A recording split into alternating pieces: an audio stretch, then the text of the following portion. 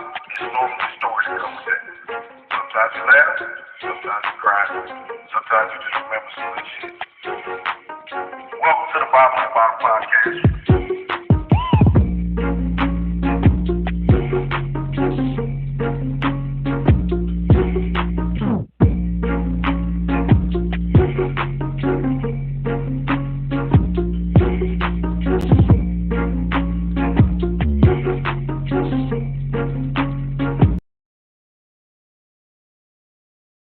Hey, man, look, what's going on, good people, man? Look, it is Wednesday.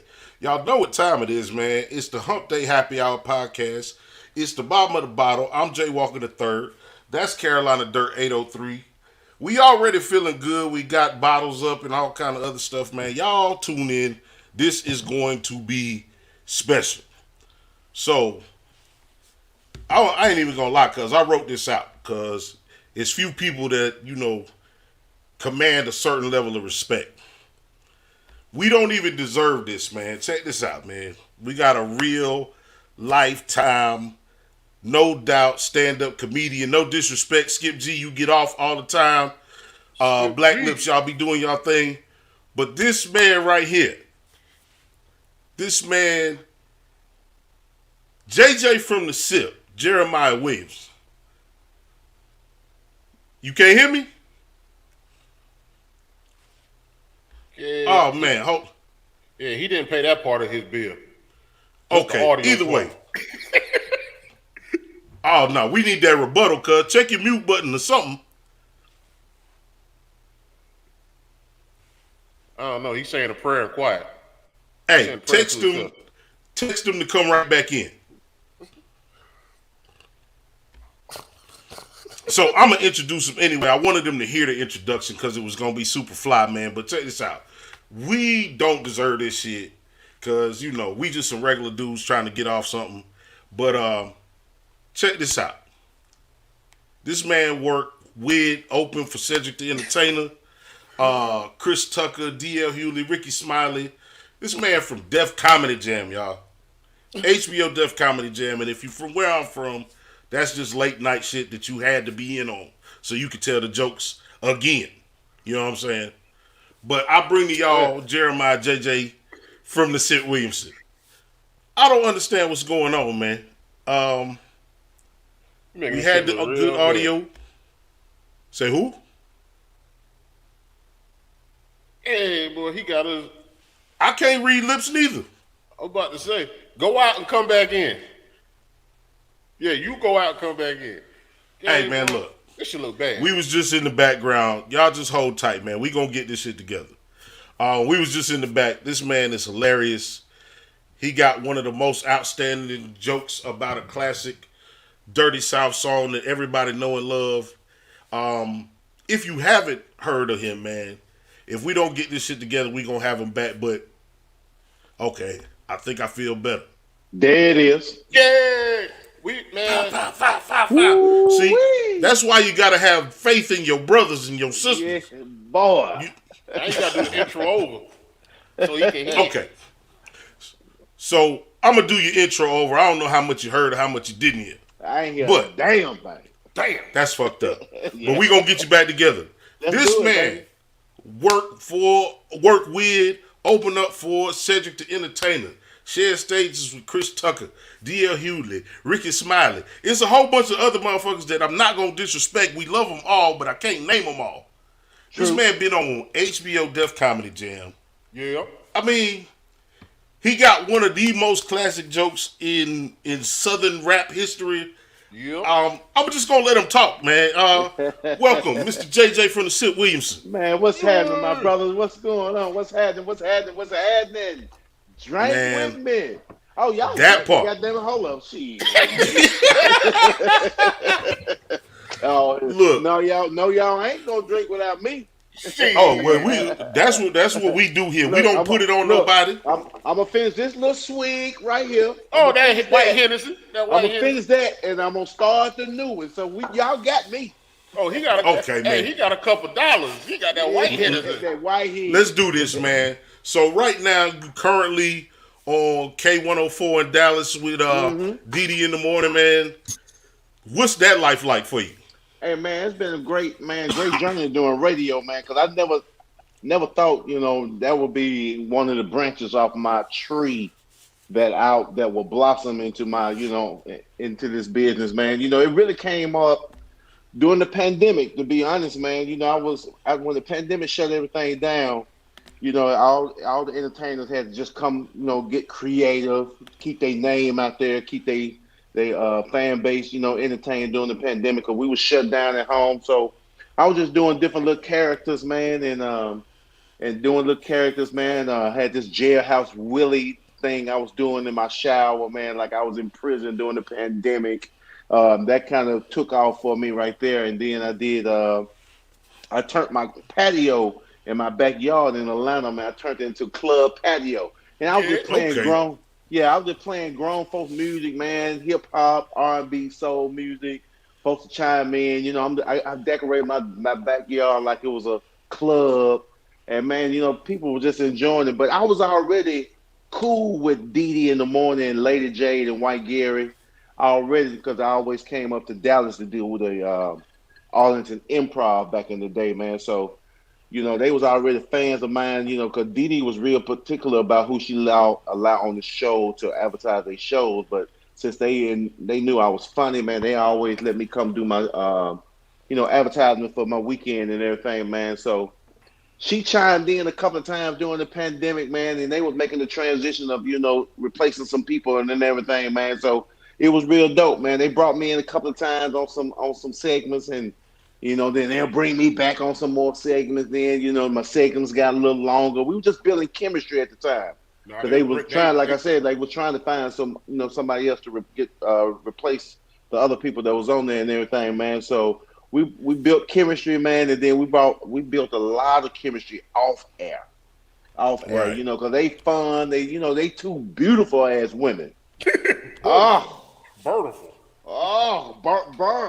women. For the people man. that's out there that y'all not local to Dallas, cause we in the internet age. If you want to see what he talking about, K104 Go to Dallas. K104.com. You can go to DD Make Me Laugh. And you can go check out DD, man, and Lady J, man. So they real cool, silly as fuck. They silly as hell, man. So that drew me in, and I'm silly, man. We just meshed like that, and man, they offered me the opportunity, and here I am today, man. So it's been great. It's really been great. I'm still building my fan base on a lot of people that that hasn't heard of me and or seen my stand up and everything, man. So they open up their arms with show me love, man. So I can't complain. That's what we here to do. Look, I was all excited for you to be here. We had the sound issues. That's my co-host, Carolina Dirt 803. That's my daddy other son. Yeah, there he is. Daddy other son, mama other son. Mama we other are son. daddy's sons, Yeah. as we say. Carolina, what's good with you? Ain't shit, you already know what it is, motherfucker. Humpday Happy Hour. We about to get this thing cracking. I got my drink. I got my drink. Drink, yes, sir. I got I'm gonna hit mine out my straw, cause that's just kind of the kind of mood I'm in. I ain't advertising for nobody. So, JJ, we got this segment we call First Call. You just got to the bar. You about to share a story with two strangers. Okay. So these is just quick, fast questions. Ain't no right or wrong answer or none of that shit. You know what I'm saying? I'm straight out the bar. I'm from Mississippi, man. That part. Mississippi. Matter of fact, I'm going to Atlanta this weekend because my son playing basketball, high school basketball. So he got a game Friday and Saturday. So I'm off this weekend. So I'm gonna shoot down to the A and go see my son. And I'm gonna bring back. I got some of that good ass moonshine, man. Man, you don't know nothing about that now. See, now you getting into a conversation that we live. That is real for us. Boy, we don't get that conversation. Boy. So I'm going. Okay. I got a big jug of that thing. We got a couple big jugs, big 5-gallon jugs. But that's a whole nother show. That's a whole nother show. Yeah. So first question. You at home, it's the holiday, could be 4th of July, could be Thanksgiving, could be a birthday party. Who you got to get that plate for? Even if you can't make it to the shindig, who you going by to get a plate from? Man, I'm gonna go. I'm gonna go because I live in Atlanta, man. I got a couple of folks that's from Mississippi. And he married this Jamaican chick. Okay. Ooh, Oh, and when I tell you she can throw down, oh, she can throw down. Not only she gonna have that soul food, she gonna throw some of that Jamaican food up in that thing with them oxtails and the rice and peas. Gonna make you lay like this. okay. And everybody know what that position is. Yeah, that position right there, man. I ain't I'ma- gonna do shit. Yo, I'm gonna tell you, Okay. next time you back this way, we got somebody make some oxtails, and We that's another conversation. That's another conversation. So yeah, I'm my definitely second going on question. Okay. My second question. We gonna stay food for a second. Big breakfast or a big dinner? I'm gonna do a big dinner. Okay. I'm gonna do a big dinner. I like breakfast and everything, but sometimes when I'm on this shit right here, I miss breakfast.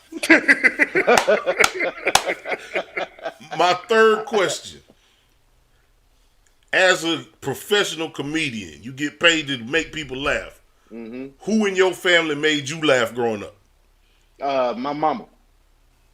My mama, man, my mama was a beautiful soul, man, but she definitely had a personality and a wit outside of her, man. I definitely got my personality and my funny from my mom, man. My mom was very silly, man. You know, she handled business, man, but she just had that fun side about her, man. So that's where I get my personality, my funny and you know, my stage presence strictly from my mama.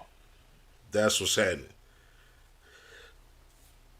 Most comedians, you got some comedians that'll say they never had a job. They never worked a real job. I'm going to ask you, if you had a job, what job did you quit the best? The shit, hell, when I was working at Sears, and the only reason I quit the best because they caught my ass stealing. and what's crazy, Okay. It was crazy. I got caught here in Dallas years ago. This is back in 91. I went to jail, man. I was stealing at the cash register. They caught my ass. I will tell you a quick story real quick. The day I got caught, I hit the cash register during the day. I took the money on my lunch break, bought me a fresh ass outfit. And that sucker was in the trunk. When I went to jail, I got my brother bonded me out. Oh, shit. That outfit was still in there. And I went to the club that next night and talking about looking like Morris Day in the time. That's all right. Absolutely. That's all right. My last question, go into the Tila shit. Has there ever been a song that made you feel like that song since that song? Nah. Nowhere near. Ain't nothing matched that.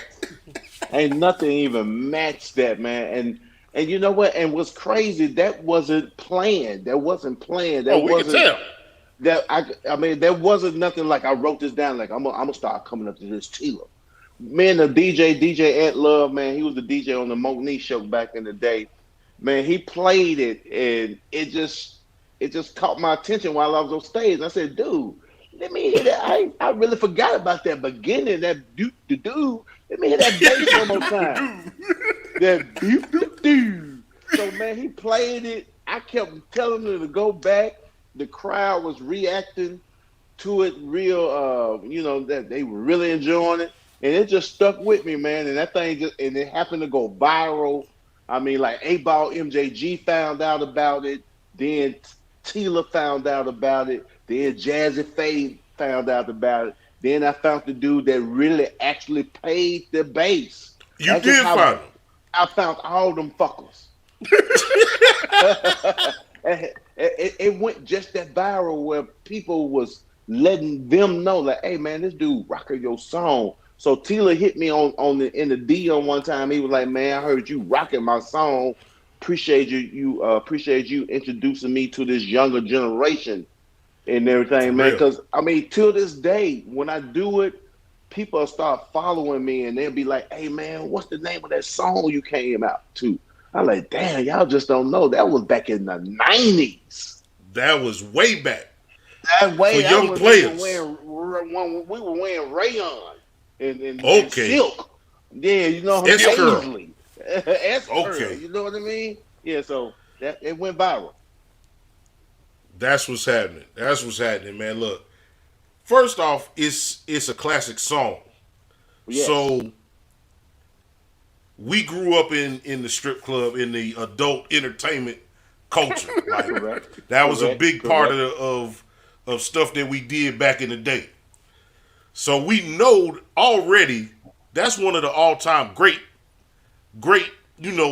gentleman club songs. Yes, Period. it is. Yes, it is. Yes, it is. All time. And It's one of then, the like top. you said, it was just cold, cuz like when you got to the part of the joke, and ladies and gentlemen, again, if you don't know him, this is Jeremiah JJ from the Sipp, Williamson. Right. Look up that name and Tila, and you'll find out what we're talking about if you don't know. Absolutely. When Absolutely. you get to the, if they play it in church, I was out of there. It was. I was out of there, cuz. And let me tell you, I've been doing that song for so long. It's almost like a joke where you did it. Now it's time to move on from it. And I tried to move on from it, man. But fans, other comedians, they like, man, you cannot stop doing that. You can't stop. I mean, I've been doing that for years. I expect to see it. Yeah, expect to see it. I'll never forget. I'll never forget. I tried to do another song. It was bumping out. I can't really remember what it was. Man, somebody holler out, man, where that Tila at? You must have been in the South. You had to be in the down South. Yeah, I was down down south, south, man. So they just let me know, man, that song is so instrumental to my show that I just can't get rid of it. Cannot stop doing that. Can't stop doing it. And it helped bring the energy up. Yes, I don't care how you feeling. When the doom, when that come in, you know what time it is. You know what time it is. Yeah. Yes, sir. What you got for him, Carolina? He got 5 questions for you. Okay. Real quick. You rather get lost in the forest or lost at sea? Shit.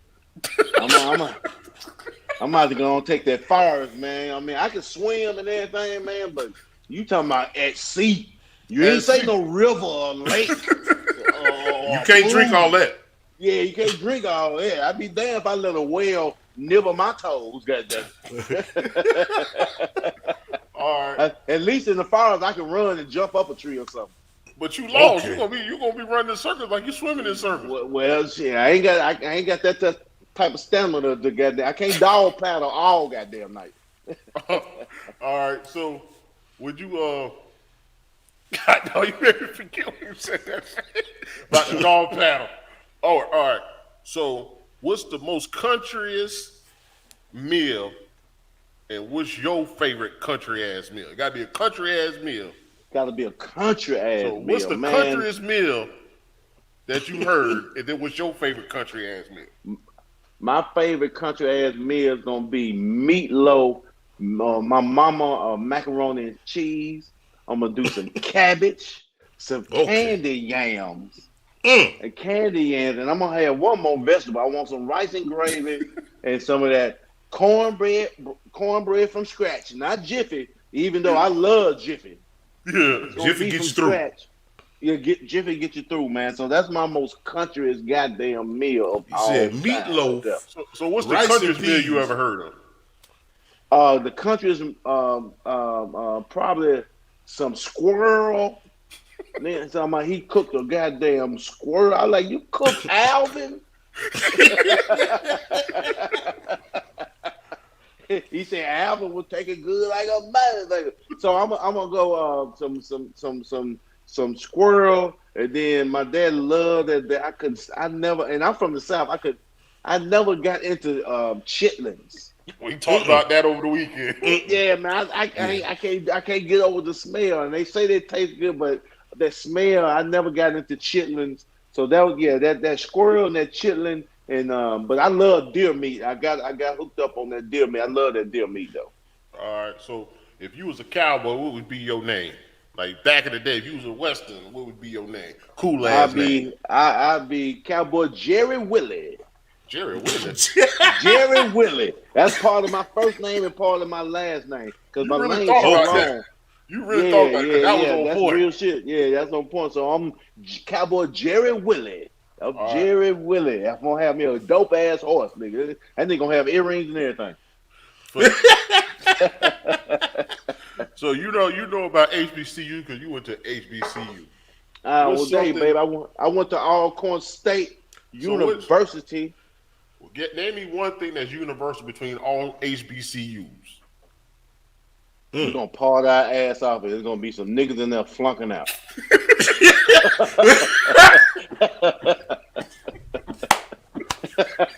Indeed. We're gonna party and our GPA ain't gonna be shit. But we're gonna have a good ass time though. All right, my last one is one we've done before. Give me your favorite old school. Old school song. Car. Oh man, I'm a '62 Impala photo. Man, you don't see too many people talk about them photos. Yeah, man, that photo. And I had one. And man, when my dad passed, because he hooked it up for me. I had it my 11th and 12th grade year of high school. My dad passed, and he was helping me fix that thing up. And I mean, it ran good. We had the upholstery done. The outside was already done. Had some dope rims, white walls, kept it OG, kept it white. But, when my dad passed, of course, I ain't have no money. I was young when I had it. And it was just sitting up, and my mom talked me into selling it. I sold it, man. And that was one of the greatest mistakes I ever made, man. That '62 Impala, baby. Real quick, got a quick question. What's that one word you could never say? That one word? That one word you could never say. You never pronounce. Man, I'm still having a problem with it, but it's getting better. And it is statistically. Statistically? Woo, boy, you talking about it almost got him just then. He double clutched a little bit. Shit, I damn near had a seizure just trying to say it. My bad. Go ahead, man. That was first call. I just had a seizure trying to say that shit. Don't ask first me no call. more. I ain't gonna be able to do it no more. You gotta excuse my brother. He kind of a jerk sometimes, cuz. Okay. But come on now, y'all know y'all in the class. Somebody couldn't say no words, man. Boy, what you talking about? So I'm gonna start with this, man. Like, a lot of this conversation is just things that we got in common, and being from the South, right? Yes, sir. And whether you want to admit it or not, if you are from the South, you kind of got if you're from the South and you black, you kind of got a chip on your shoulder about how the outside looks at the southern part of the United States. Absolutely. You feel me? Yes, sir. So, you being from Mississippi, this is the quick thing I'm going to do. I'm going to name some names of people from Mississippi, and you just give me a short explanation of what you think of that person. Okay. But this is for the crowd. This ain't for you. You just going to give the audience what we need to know. Okay, let's do it. B.B. King. Woo, king of blues, man. The sweat. Okay. And he used to sweat his ass off, too. Him and goddamn Lucille. Okay. Yes, sir. Walter Payton. Man, one of the greatest running backs of all times. I met him as a kid, man. I'll never forget Halloween night. Him and Robert Brazil, man, they jumped out these vans because his sister stayed 2 houses down from my mom. So, man, Halloween night, man, I had to run out to the car and get something real quick, and these 2 guys jumped out of this van. When I tell you I had shit splatter in my goddamn... It was too big. Oh, my God. My ass had freckles. And it was nothing but shit. I screamed so much, man. I hollered so goddamn much, man. Walter Payton had to take he had this skeleton mask. He had to take it off. He said, JJ, it's me. It's Walter. It's me. I like, man, don't do my heart like that. Yes, sir. That's awesome. Oh, shit. Oprah Winfrey. Oprah Winfrey, man, is a legend, an icon to the world. But she is definitely one of the true pioneers coming out of Mississippi, man. She came from Kosciuszko, Mississippi. Her aunt was my English teacher in junior high school. Yeah. Okay. Yeah, man. Muddy Waters. Muddy Waters, Lord. I mean, just listen to the goddamn name. He make you think of the hole in the wall juke joints of Mississippi, man, where you damn near, everybody drinking out of mason jars or mayonnaise jars and everything, man. You know, the hoppos from Color Purple type of atmosphere, but you're going to have a good ass time. That's all. My last one, Carlos Miller. Carlos Miller, man, one of the truly young guns in the entertainment business. Super funny, man. I actually, he one of my little young son in the game, man, because I grew up with his dad. Me and his dad used to run the streets back in the day, man. So definitely one of the true guns in the game. So it's a whole nother. This is what I'm talking to the people again. It's a whole nother 2025 super famous people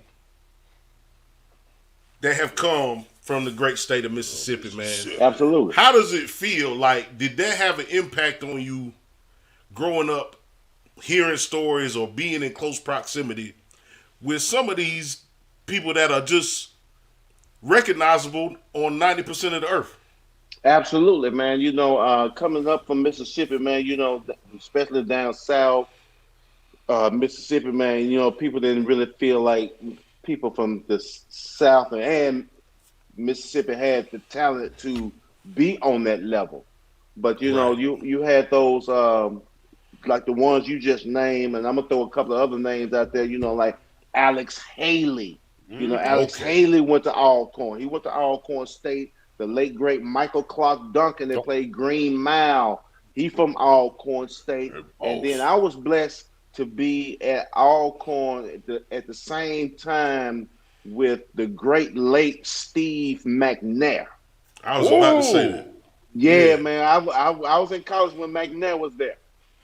Yeah, black girlfriend in college. Oh my God, man. Oh yeah. Oh yeah. I mean, shit. We at HBCU.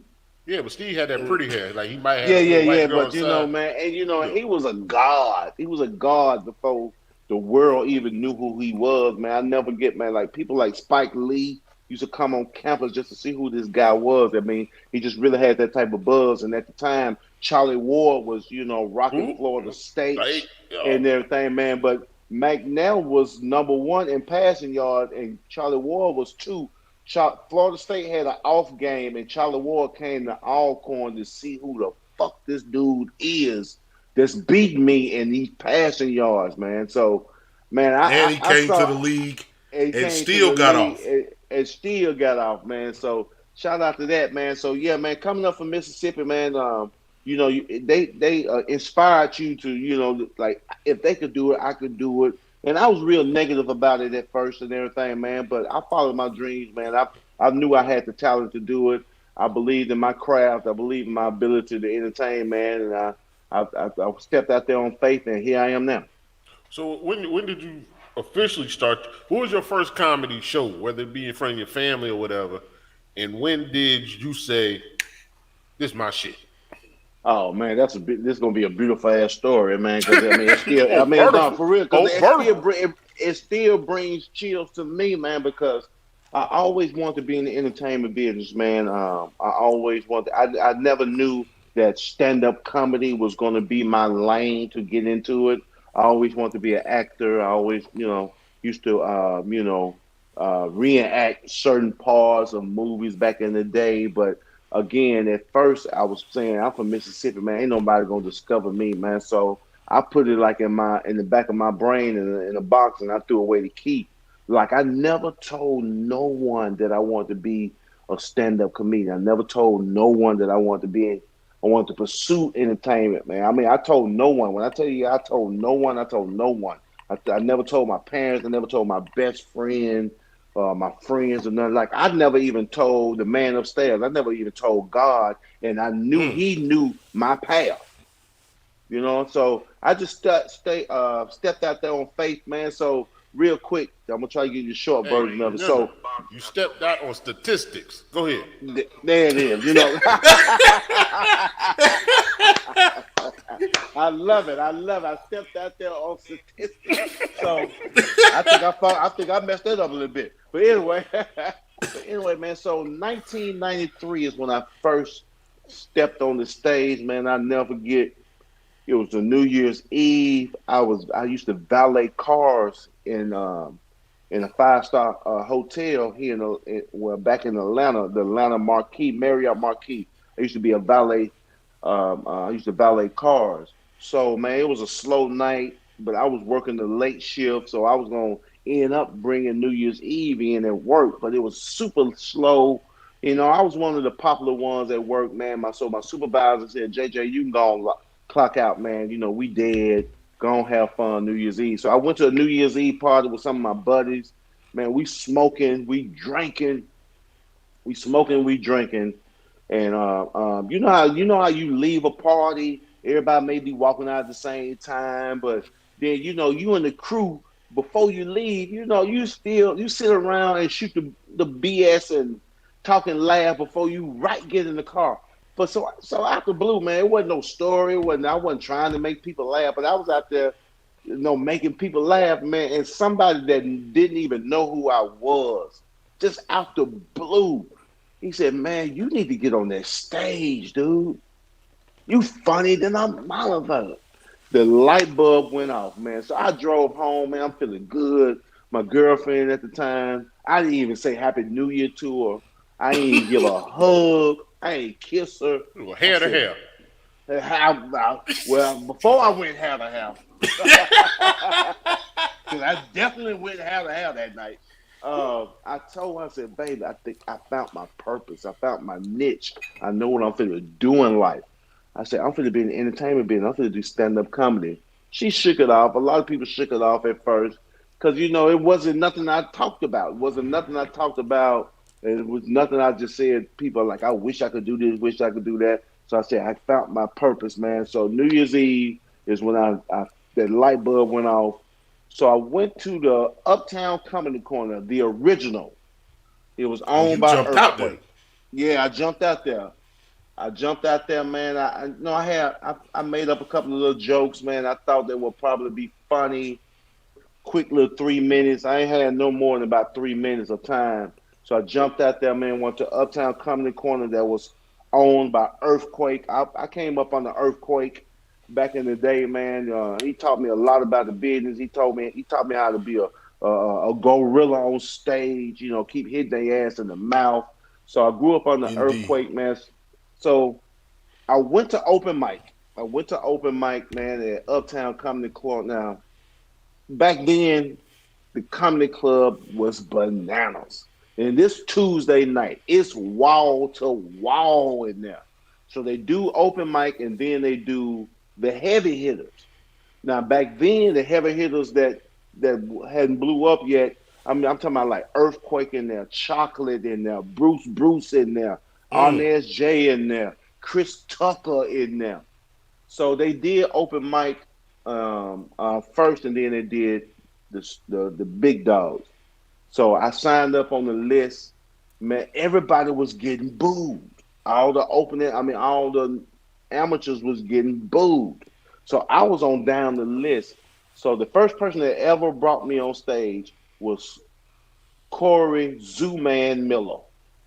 I'm not sure if y'all familiar with Zoo-Man, one of the most talented brothers in the business. Zoo-Man was the very first person that ever introduced me. So Zoo-Man went back on stage and he said, "Man, I'm not going to do no more amateurs. I'm not going to do no more amateurs because there's too many heavy hitters in here. Too many heavy hitters in here." So he brought up one more amateur, and then he was going to go to the headliner. To the heavy hitter. So I stopped Zoo-Man. I stopped him. I said, "Man, my name comedian JJ. I'm on the list, man." I said, "I know you said you wasn't gonna do no more amateurs, but this is gonna be my very first night. I'm ready." I said, "I need to go up tonight. Right. I need to go up tonight because I told him if I don't go up tonight, I might not come back. I got my nerves ready. I'm geeked. I was believing in it at the time, and man, apparently he must have felt my my passion. He must have saw it in my eyes. He said, "Dude, I told you, I told the crowd I wasn't gonna do no more amateurs, but since you made me feel like you ready and you want to go up, I'm gonna bring you up." So the guy that was on stage, he bombed, got booed off. Zoo Man go on stage. He said, "Man, I know I told you I wasn't gonna do no more amateurs, but I'm gonna do one more." Before he even introduced me, the crowd like, "No, we don't want to see no more motherfucking amateurs. Bring up Chris Tucker. Bring up Bruce. Bring up Earthquake." Zoo explained to the crowd. He said, "Man, this dude really made me feel like he need to go on stage and showcase himself." So before he even introduced me, Zoo Man, I never forget it. Zoo Man looked at me again in front of everybody. He said, "Dude, I'm gonna give you this shot. You better rock this shit. You better rock this shit." So man, cause the crowd like, we don't want to see nobody. He introduced me my very first time on stage. Man, I ain't never shook like that in my life. When I tell you nervous, I'm talking about I'm stripper shaking in that motherfucker. I'm They strippers. can I'm see you. just that nerve. You can see it. You can see it in my face. It was coming out my pore. So the very first line I said on stage, I'll never forget my very first line. My very first line was, I said, "I know y'all see it in my face. My voice cracking." So I said, "Y'all know y'all see it in my face, and y'all know y'all hear it in my voice. I'm nervous than a motherfucker." For some reason, I guess it was so real, the crowd laughed. They even laughed at that. Everybody encouraging, "Go ahead, young dude, do your thing. Go on, do your thing." I did maybe about 3-4 minutes, 4 minutes tops. I got a standing ovation my very first night, dude. So you My pimp I'll very walked let you off first the know. night. stage. Yeah, you At pimp my walked off very the stage. first night, man, I got a standing ovation in a packed house in front of all the vets. And hey, here I am now. When did the shaking stop? Was it with the applause or was it after It that? was probably by the time I said good night. Yeah, it was probably before. By the time I said good night, I'm JJ, and then once I walked off stage, that's when the shaking stopped. But You I'm could probably get the 26 years. car. I'm still 20. I'm 27 years in the game. I'm 27 years in the game, and I still get nervous even to this day. I Right. mean, every crowd is different. Every show is different. You don't know what people are going through. Every city is different, man. So I still get nervous, but my nervousness leaves now once they introduce me. Once they say my name and I walk out there, I'm not nervous anymore. I know I got to go out there and handle my business. Indeed. Mm. Yeah, Indeed. man. So I guess my question is, how do you deal with the hecklers? Like everybody else, I mean, I don't, it's certain comics that go out there, And you look know, for them. look for it, Yeah. specifically want to joan and talk about folks and everything. So I don't do that. That ain't my cup of tea. But I mean, I have been heckled. I have had people holler out of my show. Now, once I hear that, it's another switch come on, and I can handle it. I can handle it. I'll talk about your ass. I'll make up shit freestyle real quick. But as far as just going out there looking for somebody to talk about and Joan on. That just never was my thing. I like to perform and give you a show of what I created and try to make you visualize. But then once you mess with me, I feel like you disrespected me and you fuck with me, then I'm gonna get on your ass. Yeah, we We got a got a question. question. Okay. Yeah. Do the people from the South resonate better with your comedy because they can relate easier? I won't say they relate easier because I'm from the South. I mean, my show is very universal. I just sound country. So but I just sound country. But Mississippi. I just Mississippi. sound country. But what I talk about is very universal. I'm not regional. My show is not regional. I just don't talk about stuff in the South where people in New York can't get it. Now it is comedians from the South that can't go to New York, Yeah. and I vice believe that. versa. And Yeah. vice versa. It's comedians from New York that can't come down south and Can't come perform. down. They can't, you know what I mean? Because you talk about things that you went through in New York, we didn't do that down south. So they Right. can't relate. And then down south, you go up to New York, you talk about the South shit. These folks ain't talking about that in Yeah. New York and everything. So my show is universal, but I just sound Southern. I'm I don't know if this has ever happened to you. So, uh, CeeLo was telling a story. CeeLo is hanging out with Michael Jackson. Okay. They in the club, and it's CeeLo and Michael Jackson. CeeLo and Michael Jackson, and Prince is in the club. Prince made Michael Jackson sing. CeeLo said he had never thought that someone can make Michael Jackson sing. He said Prince made Michael Jackson sing at the club. So my question to you: has there been anybody? Have you ever been at a comedy show and there's another comedic that you well respected, made you like get up on stage? You know what? Yeah, Earthquake. Earthquake used to work the shit out of me back in the day. He really did. He worked the shit out of me. He did. He did. But and when he was doing that at the beginning, I wasn't understanding. And I thought he was, he was trying to be funny and all because every weekend he wanted me to host. Every weekend he wanted me to go on the road with him. And of course, y'all, I'm new in the game. The pay wasn't shit, but I was He's geeked still on. scarred with shit. Yeah, hey man, but I always wanted to be on stage. I love the business. I had the passion for it. I wanted to learn. So I'll never forget, man. Earthquake used to always have me host. He'll have me starting the show while the crowd walking in. And at first I never understood that. I said, man, why is he messing over me like this, man? These people just now walking in, ain't nobody got their drink, and they don't know where they sitting. Ain't nobody fit to be paying attention. But over time, after that, after he kept doing that, he pulled me to the side. He said, Jay, I want you to be able to handle all situations, dude. You got to be able to make these folks laugh at any time, any moment, any circumstances. I just want to see how can you handle a crowd walking in. And at first it was some dead spots, but I learned how to mess with people or introduce myself while they walking in, man. So Earthquake, but I came in the era, man, where Earthquake was hot. He was definitely one of the dopest comedians on the rise at the time, and Oh he man. definitely put me up on a lot of game about the business, man.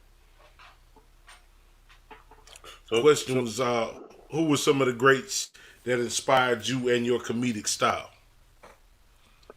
Some of the greats back in the day, man. I'm old school, so I had older brothers and sisters. I had older brothers and sisters that used to love to stay out late.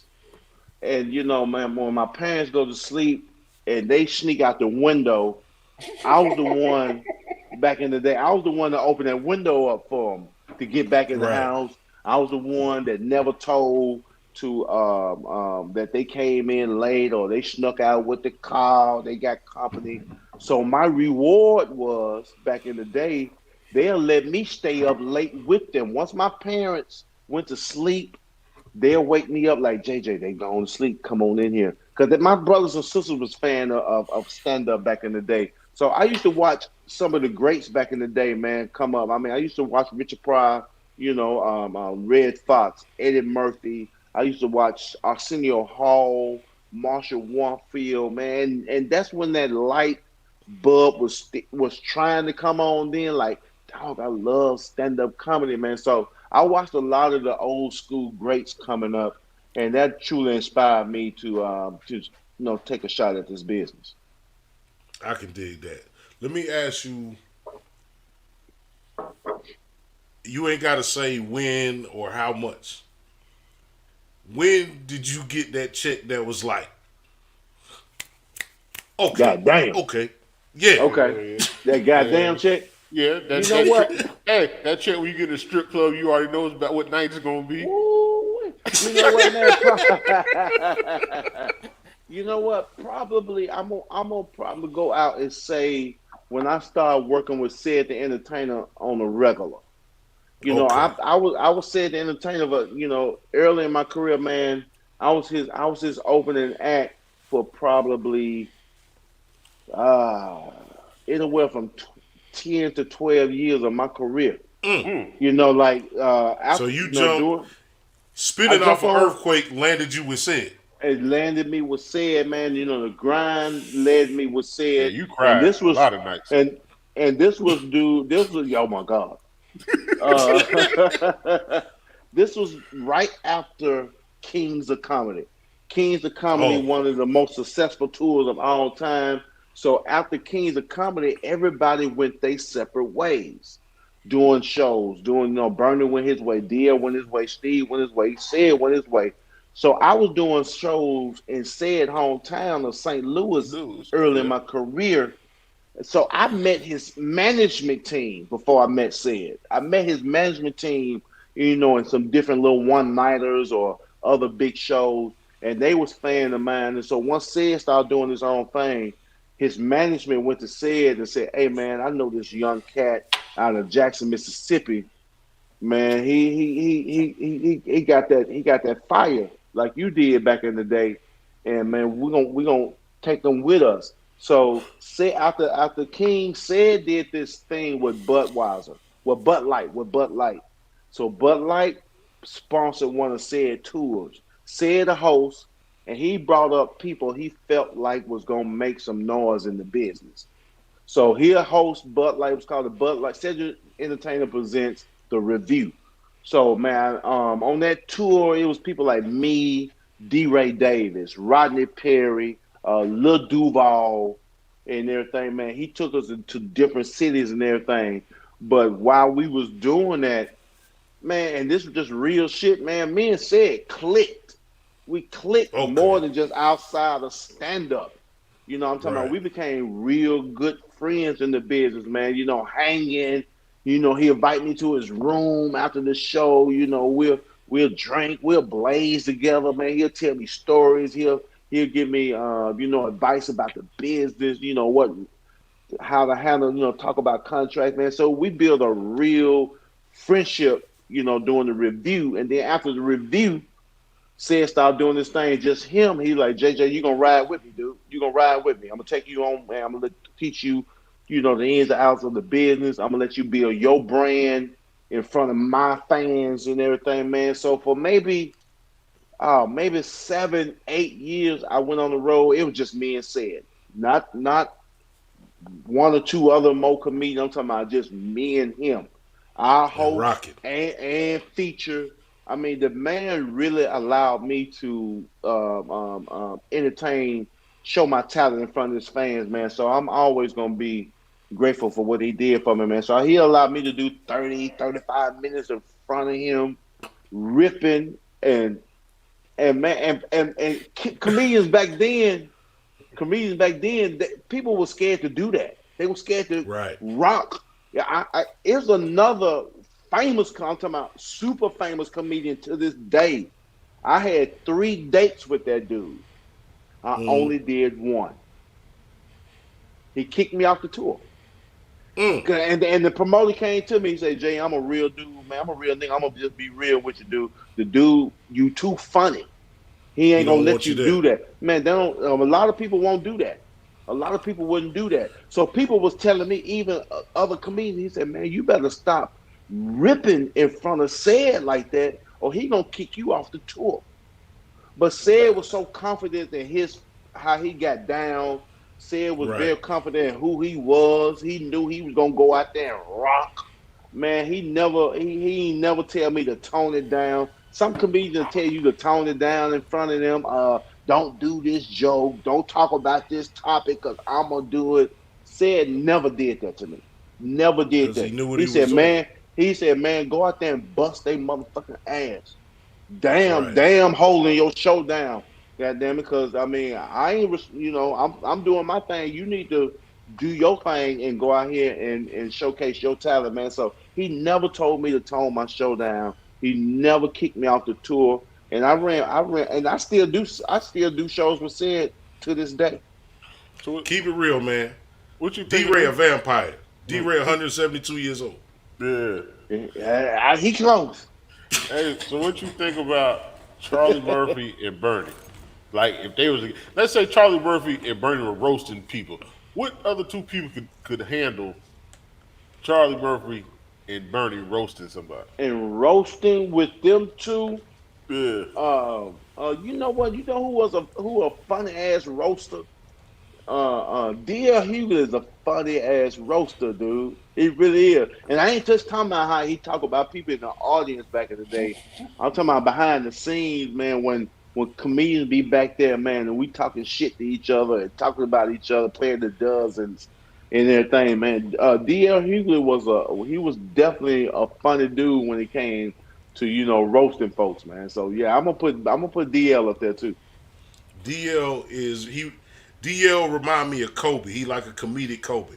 I didn't necessarily care for his comedy when he was young, Right. but as he's gotten older, oh man, Killer. A killer. yeah.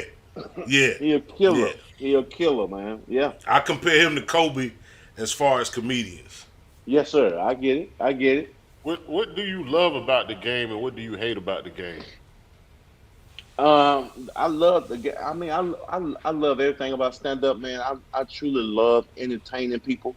I really love to look out in the audience and see people smiling and laughing, and just bringing that joy to their soul and to their spirit, man. I get a slow little nut off that. I really do. I really enjoy making people laugh, man, because like I said, every audience is different. You never know what people are going through in their lives. You definitely gonna have those that's in the audience that don't want to be there, or they only here because their spouse want them to come, or it's hard to make them laugh. So I love the challenge of making people laugh and everything, man. So that's what I love about it, man. The shit I hate about it, man, it's just the industry bullshit. You saying one thing, do another. The cutthroat behind Right. it. Folks stabbing your back because they want it so bad. They don't want you to make it. They want to make it before you and keep you down on this level. I never got into that, man. I mean, it's enough for everybody. Everybody got their shot. Everybody got their turn. Everybody got their timing on when it's gonna pop off for them and everything, man. So you just gotta be patient, man. Continue to create, believe in the man upstairs, man. And if you got that gift, man, your day gonna come. Yeah. Indeed. Hey, Indeed. check this out. We got this thing called time capsule. We got to run the time capsule. Time capsule. We're gonna go 5 songs from the South that need to be heard 100 years from now. Okay. It don't matter what genre. It don't matter what genre. Tila Shownuff gonna always be in that. Gotta play the bass thing, up top. Hey, but let me ask you this real quick. That's better than Love and Happiness when Al Green hit that thing. Yeah. Yeah. But you know what? Yeah. But that's just my opinion, though. That's just my opinion. But think I ain't gonna lie that. now. Think about I that. get it. I get what you're saying, brother. Okay, I'm talking about that. Look, that sucker close as hell. But He said he ain't had no fingernails, huh? man, he ain't have no fingernail. That's all skin. That's Okay. all skin Hey, right there, all man. skin eating hog maw bacon. Oh, come on now. That's all skin. So I'm gonna go Tila Shownuff. I'm a huge Big Crit fan. Okay. Big As you Crit. should. I'm gonna go Big Crit. Money on the floor. For my dude Big Crit. I'm gonna go Devin the Dude. Ooh. Devin the Dude got a classic song. Oh, what a feeling. That goes crazy in the clubs, man. And UGK, my Pimp C and Bun B got a song called Gravy. That's bananas. Old school. And then if I'm about to go one more, I'm gonna go to my Jackson, Mississippi homeboy, David Banner, like a pimp. Like a pimp. I don't know. I like that shit. He said, take I'm that about to shit say to his he mama could have house. did all Mississippi if he wanted to. Yeah. I really could have. You know what I'm saying? That shit was All of those is classics. 5 songs, real quick. Space Age Pimpin'. Absolutely. Jazzy Bell remix by Outkast. Outkast, absolutely. Thought Process by Goody Mob. Absolutely. I played that while I was in the shower, baby. I played that today. I played that today. Still Ain't Forgave Myself, T.I. That definitely. Yeah, okay. Oh, let me tell you something, man. That first T.I. I'm Serious album was serious. Serious. That's my favorite T.I. album of all time, man. Me too. I say the same thing. We've been saying the same thing. I still ain't forgave myself. Boy. You had to feel that. You were somewhere in a corner by yourself trying to fight back the tears listening to that one. Oh my God. What? What? I'm gonna tell you another one, man, that brings chills to my skin, man. And this was when Pimp C was in jail.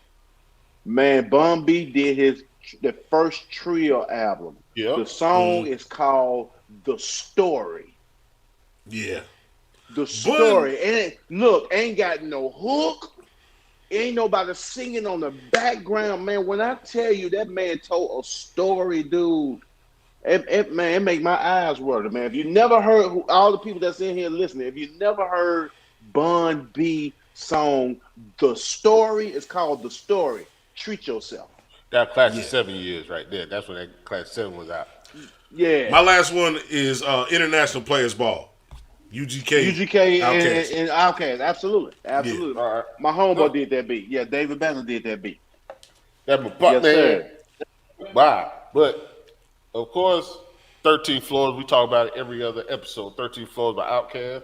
Yes, sir. Mm-hmm. Talk about every other episode.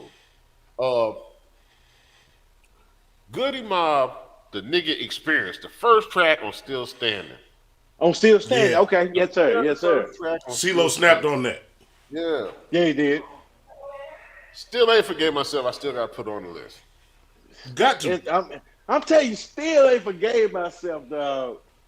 Yeah. The Dirty Boys. The Dirty Boys got a song called If I Die Tonight, You Tell My Kids That Their Daddy Was a Gangster. Oh, yeah. That's a cold. Boy, that's a cold. And the last one, just because it's up there with one of the greatest songs ever done, is Vice Versa.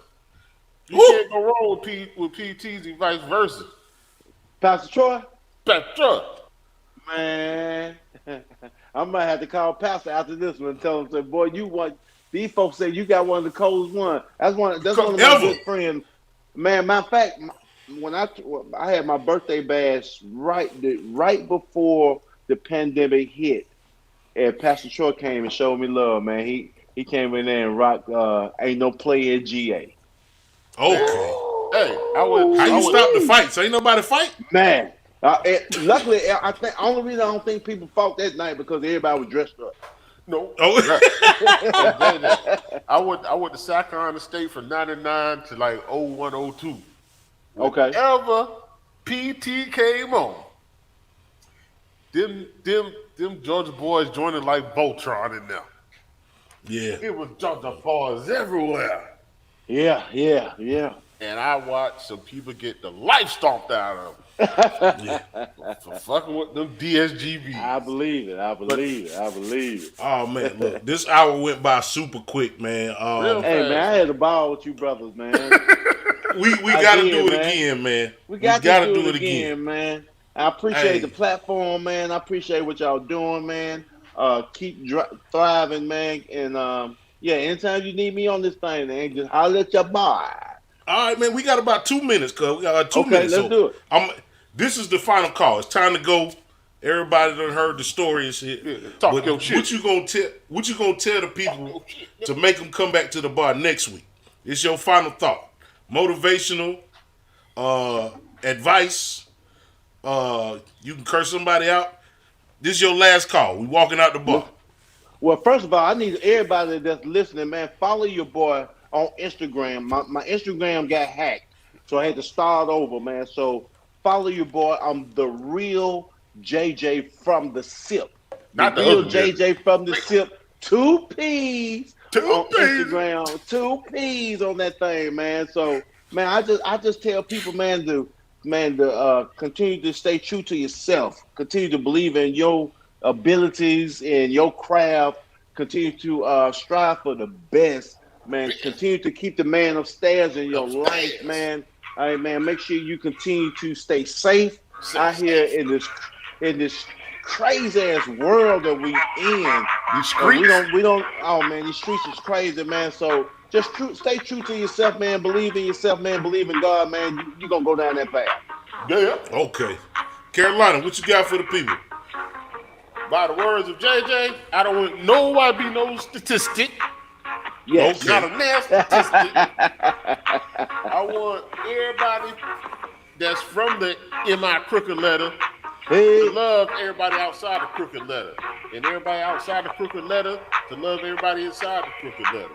Yes. Indeed. Walk this journey. If you've been with us since episode 1, you see what we're doing. We grinding hard. We grinding with no help. We just grinding off word of mouth, grinding off people paying it forward, like my man JJ paying it forward. But you see the energy what we bringing. We bring this every episode. We have not had a guest not like an episode. They just think this is just, it is what it is. So we want to keep feeding that to y'all. So there you believe go. in us and follow us, because we got some stuff coming for you.